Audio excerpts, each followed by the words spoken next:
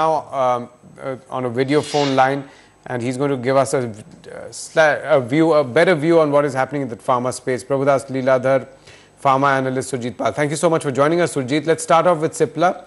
Of course, Cipla sells Seroflow in India and probably has one of the strongest markets, not only in Seroflow but also the masks and the spacers that it sells. How big is the market in Europe? Currently Germany and Sweden and then UK. How big is it and what kind of shares does Cipla expect to get there?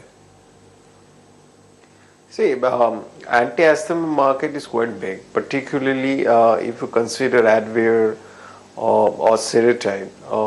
I think they are around $3 billion market in Europe, of which you can say $2 billion market itself is UK itself. I think Germany and Sweden, where this company has got approval, the size of that market roughly around 60 million. But the point is that your competition with generic guys will be also limited.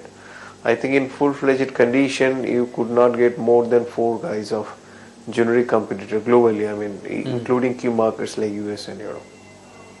So how much of a market share would it have in, let's say, Germany and Sweden, and what is the size that you would you have done some back of the envelope calculations for that yet? Yeah. See, the thing is that in asthma product, it is not, I mean, unlike any other generic, you just change it overnight. You can't. So what is the company has been doing is that they target the new patient.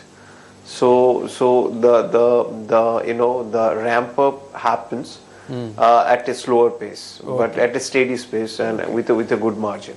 All right. So you're essentially saying that in asthma products, patients tend to get used to a particular drug or a particular company, and therefore when you introduce something new, you'll have to target people who are new patients. Is that correct? People who are now going to get a new drug. Yeah, generally that is the way that in any kind of new product expands. So effectively, any additional market Cipla can get there will come from additional additions to the existing market. So it's not as if the market exists and Cipla can go and suddenly get a market share there. Yeah, I mean, it is not like that, you know, the existing guy will not shift, but it will take some time. And so initially your clients are the new entrant of the What are the regulatory what are the regulatory standards in Germany and Sweden? I'm sorry I'm cutting you in. Just wanted to sense, can Cipla go and do an aggressive price war there? Go and sell Seretide and Seroflow, the two brands, at a lower price point and then get a market share? See, there are one challenge will be there, that how to sell this product, because so far my understanding goes they don't have any tie-up for selling this product into those markets. So definitely they need to find a partner because they don't have front end over there, sizable front end which could demonstrate bigger reach in that market. So I believe the put up a front end will be the first challenge.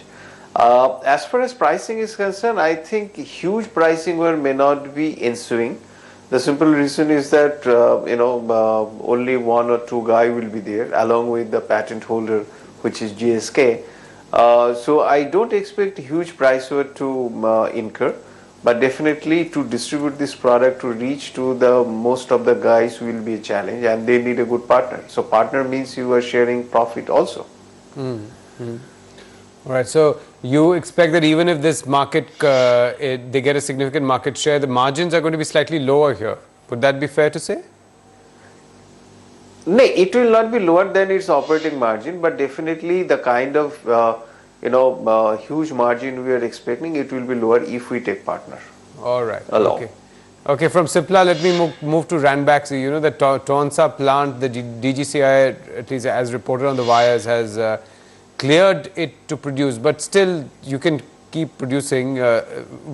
When one expect a clearance from the US FDA? I don't think the US FDA has any relation with DGCA, number one. Number two, this approval will definitely help them to get into Europe.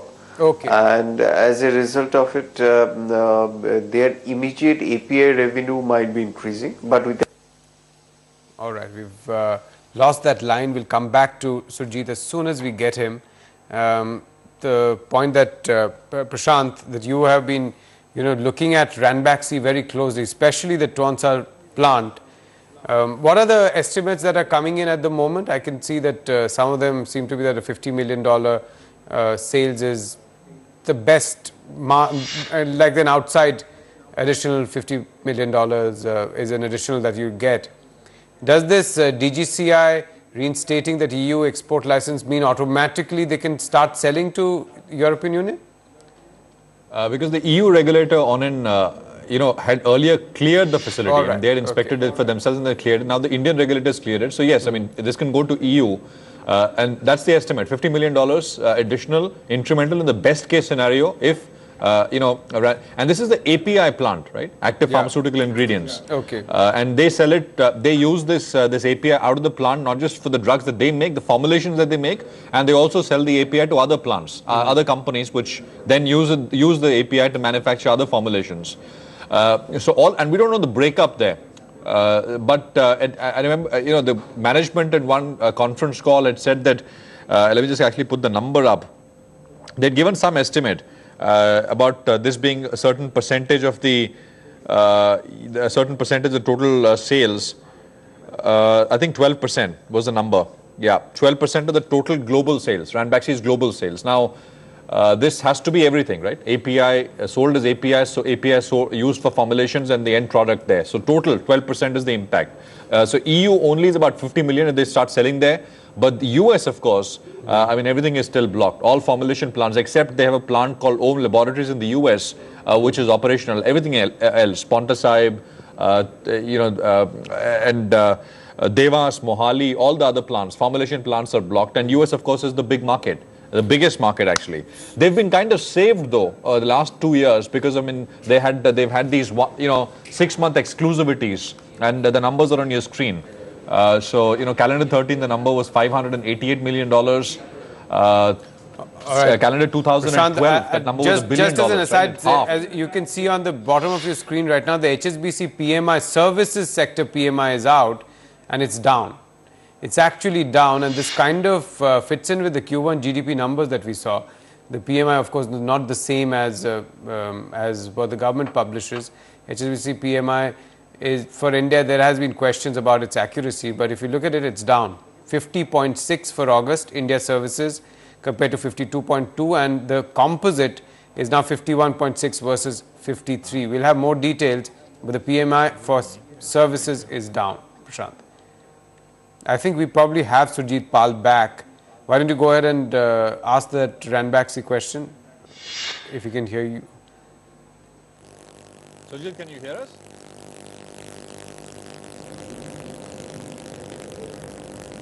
Surjit, can you hear us? Yeah, please. Okay.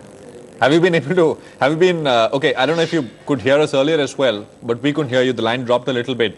But so what's the impact of this DGCI clearing EU? The Tonsa facility.